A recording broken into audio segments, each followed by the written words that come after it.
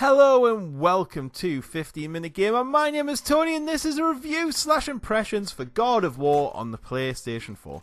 So just before we kick in, I have never played a God of War game before. I've not even been interested in a God of War game.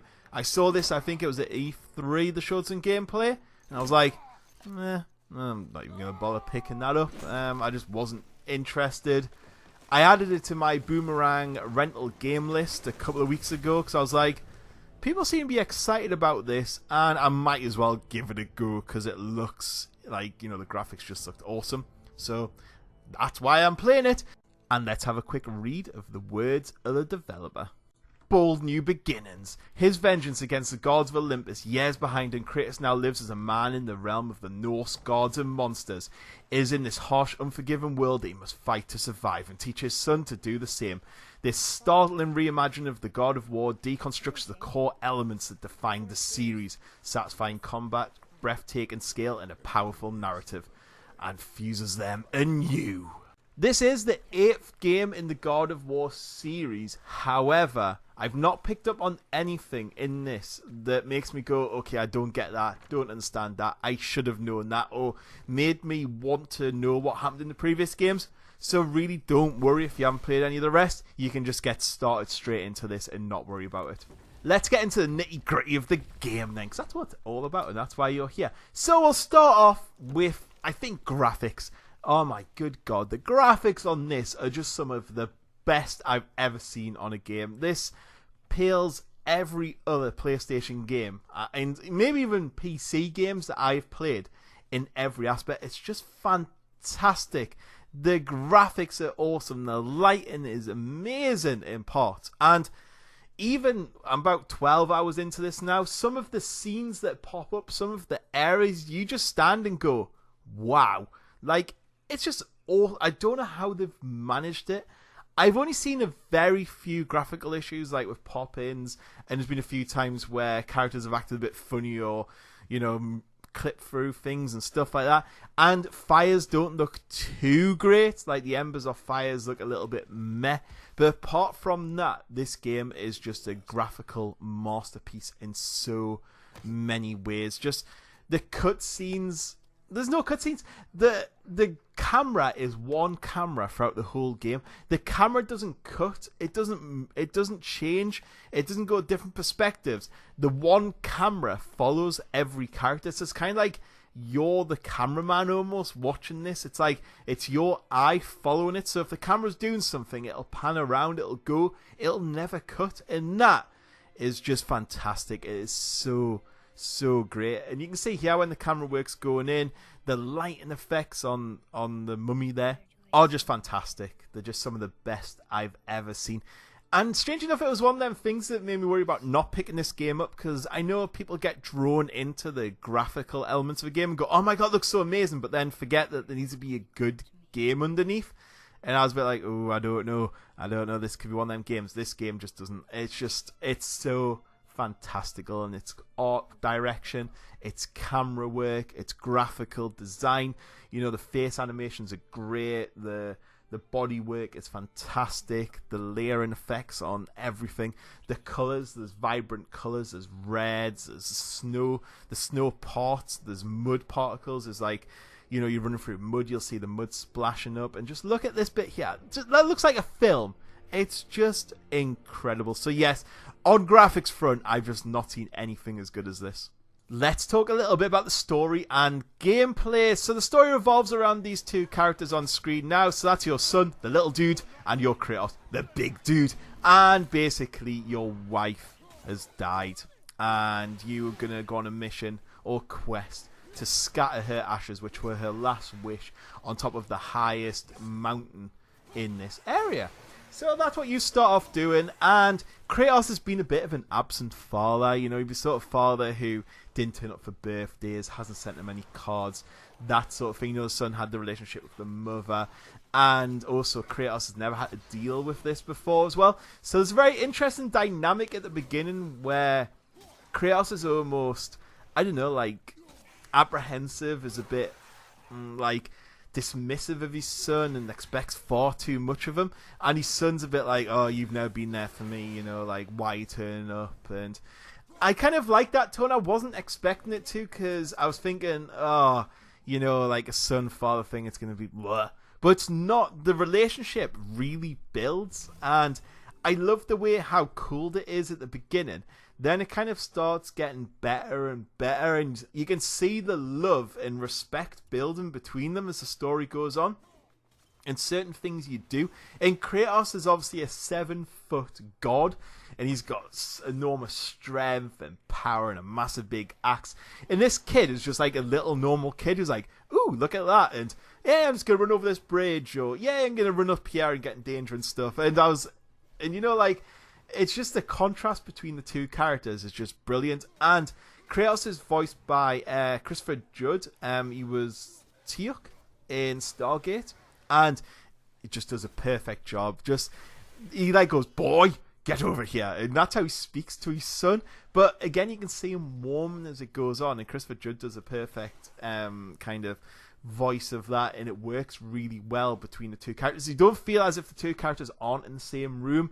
You feel like they are having these conversations and talking. And Kratos is a man of very few words. Like, he is literally just, boy, and go over there, do that. And that's kind of where he is. And if his son does something, he's like, no, that's not good enough. And yes, but no, I think just that gameplay element is just fantastic. And I play a lot of video games, as you probably know, and I actually started to feel a little bit of enough sympathy and empathy towards the child.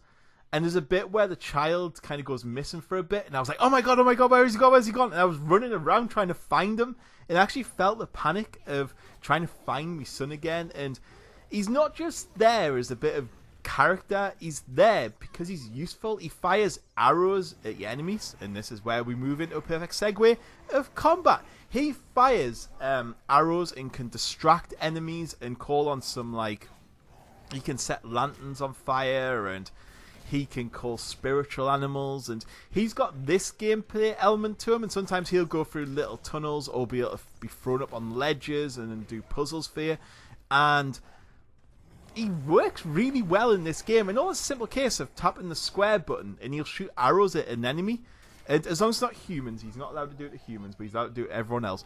And it just works really well, because if you're struggling with an enemy, you just go square, square, square, like sort of get the enemy down. And sometimes your axe can freeze people if you get the shot right, and then you can shoot arrows in, or the boy will jump on top of an enemy's head and hold the enemy while you know, get your axe and get back on it. He can resuscitate you as well. And as far as I know, he hasn't got an energy bar, and you can equip him with armor, better arrows, different styles. You do a bit of hunting with them as well. So it's actually a really integral part of the game is your son, and it just works very, very well. The only time I've kind of noticed it being a bit bad is he does go a bit stroppy sometimes, the kid, and then within 1 second he's like back to his normal self. He doesn't hold that anger, and I think I would like to see that a few times when there's been some things happening on screen. I would have liked them to go, you know, hold that grudge a little bit, but he seems to go straight back into his normal happy self. But again, that's just been very, very picky on this game. And combat from your side, you have a big giant axe. You can do axe damage. It's kind of like Thor's hammer, like it goes shooting out and then comes back in. You can control it, and you can control it so if you throw it and it hits the enemy, you can bring it back there and then. It's used to freeze things as well, so it's used in puzzles, but the combat is just so satisfying. There's combos to do, there's upgrades, there's a shield attacks. You don't even need your axe. You can do hand-to-hand combat. You do like kick, like this is Sparta kick, and it's just, the combat is just absolutely brilliant. So there's range combat, there's close combat, the sun's joining in. It's satisfying as well, like you really feel like you're hitting the enemies. And you have to have little different tactics as well. Some enemies you can just go and pummel. Some need to be long range. Some need to be without an axe. Some you need block attacks. Sometimes you need counter attacks. And it does sound confusing, but there's only 2 buttons. So it's not confusing. It's 2 buttons for you, 1 for your son. There's special moves, so like you'll get a rage meter. And as you can see here, like you can throw the axe, you can kick them, you can punch them. They have the energy bars. This guy was immune to my axe, so I had to keep punching him. And it says on screen as well, like this guy's immune, so go and beat him up. And again, just fantastic. And the enemy types are so varied as well. Like, there's almost a new enemy every time you fight someone. And if you go into a different realm, there's a different enemy, a different type of enemy, a different person to face. There's giants, there's ogres, there's little people, there's dwarfs, there's elves. It's just the amount of enemies and the amount of combat in this game is just fun. In another level, it's just absolutely brilliant. And I normally don't like games like that. But now, I'm just going to leave it on this bit here. This is a sort of a god's nephew. And I'm just going to leave this scene playing. I'm not going to talk. And I just want you to enjoy. Just this is what the game is about. What do you want? Oh, you already know the answer to that. Whatever it is you seek, I do not have it. You should move on. And here I thought your kind was supposed to be so enlightened, so much better than us, so much smarter. And yet you hide out here in the woods, like a coward. You do not want this fight. Oh,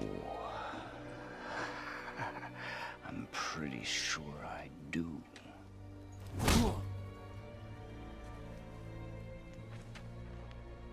Leave my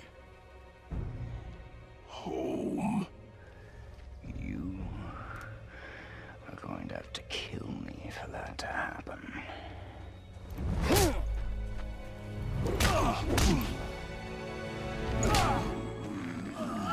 I warned you. Finally.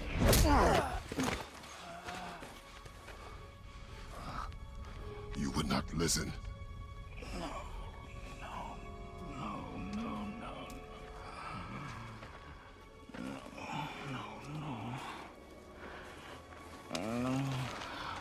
Fine. My turn.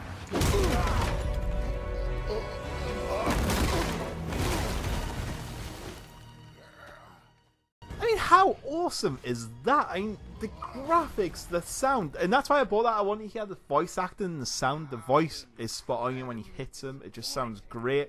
The interaction, the layering of the voice, just everything is perfect. And this is a fight scene between two gods, and it just goes on for about 10 minutes, and it's just so satisfying. Like, it just really feels like two gods, like you're pushing each other through rock faces, you're splitting land, and it's just incredible. It's just another feature of this game. I just wanted to show you something without me talking over it that you could just enjoy.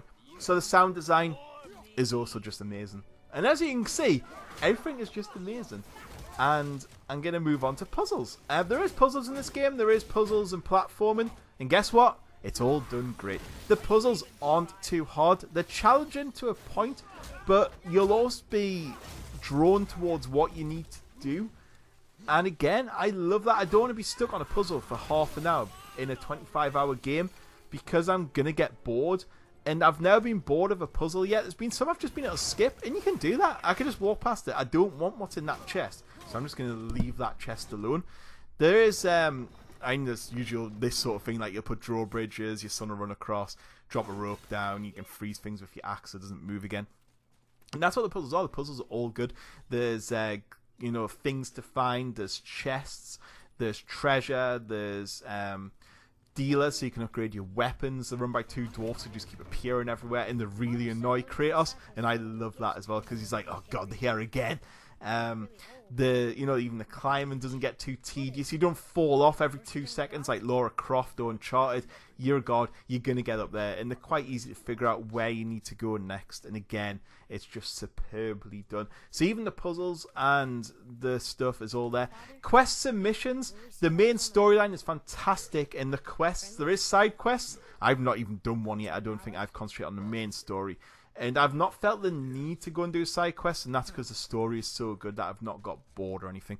So let's talk about the skill tree and upgrades. This is how the skill system works. You get XP for killing enemies and completing missions, and then you can upgrade your things, and it shows you a little video and goes, by the way, the video, this is what you'll unlock, and what the button presses are. You can upgrade yourself, So you can upgrade your axe, you can upgrade your shield, you can upgrade without a shield, hand-to-hand combat. You can upgrade your sun, so you can do different, different animal types, ammo types, that sort of thing. And yeah, there's quite a few upgrades. The tech tree is not massive, but I've unlocked about half of it, and I think that's good enough. There's also armor, and you'll unlock like basic armor, met armor, and legendary armor, and you can put sockets on that let it do different things, like different attacks, different skills, different approaches, different against freeze damage, against elves, and you can put all this together. But again, there's not too much choices. There's about 4 or 5 different bits of armor, and then your son has some armor, and you can upgrade the axe, and then you can upgrade the parts on there as well, so you can just make that better. There's like side missions to have a certain type of armor, and it'll upgrade your strength, your vitality, your all that sort of stuff, your defense, and it all works really well, and it's all very simple. There's no secondary currencies, there's no third currencies, there's no microtransactions, there's none of this crap going on, and I love that. It's just a very simple game to get your head around, and there's lots to unlock into different styles as well, so you can keep it ranged and that. So yeah, the skills is on there. It isn't I would like to see maybe a little bit more in depth, but for me, it's pretty much perfect in most ways. I'm sure some people might want to see more, but I'm happy with less. Talk about the map. The map is quite large, however it's not. I wouldn't describe it as open world if you follow the story. You can go back to locations, you do have to keep going back to a certain location, but again, I've never felt the need to. The map is just there, and I just guide it. There is a compass which directs you to where you're going to next, and again, that works perfectly fine. I'm perfectly happy with that in a game like this. I want to see them sort of things, and I'm happy to, go along with it. I'm happy with a compass telling me where to go next. And it's sometimes the problems with open world games, like Far Cry 5, which I've just been playing. There's just too much to do sometimes. Like, you're like, oh, I've got to do this. And you spend 2 hours and you haven't actually progressed anywhere. You've not moved anywhere. You've just stayed in the exact same place or done one mission because of all the side stuff. This isn't like this at all. It's usually broken up quite well between each area. Will have a certain amount of puzzles, certain amount of enemies to fight, a couple of bosses in there as well. And the bosses drop loot as well, so you'll get different things to pick up and that. So they are worth fighting and worth getting through. And I've not once been on this game yet where I've went, okay, I'm not enjoying that or whatever. So, since we're rounding the end of the video, I think I've pretty much covered everything. I always forget something. This game is possibly in my top 10 favourite games of all time. This is just amazing. It's a 10 out of 10 easily. There's nothing I don't like. There's a couple of like niggles here and there, but apart from that, this game is just incredible. Just get it. If you've got a PlayStation 4, get it. It's the best PlayStation 4 exclusive I have ever played. And when you read the reviews, believe them, they are that good. Anyone who's negative on this game is just, I don't want to say they're wrong, but they are wrong. I don't know where they're playing. It's perfect in every way, shape or form, and I never say that about a game. I always nitpick, as you know, and I'm always honest with my reviews or impressions as well. I've not found anything in this game that makes me want to turn off. In fact, as soon as I've done this, I'm going to get back to playing it. I've already played 10, 12 hours already, and I've only had it for 2 days, and that is unheard of from me. I know when I played Kingdom Come Deliverance, I was like, this is my game of the year, and God of War just went, hold me beer, I'm going to be your game of all time, and it's probably pretty close. I said top 10 easily best games I've ever played. Anyway, if you agree or disagree, get in the comments, start a discussion. I hope you've enjoyed the video, and I'll catch you all later. Goodbye.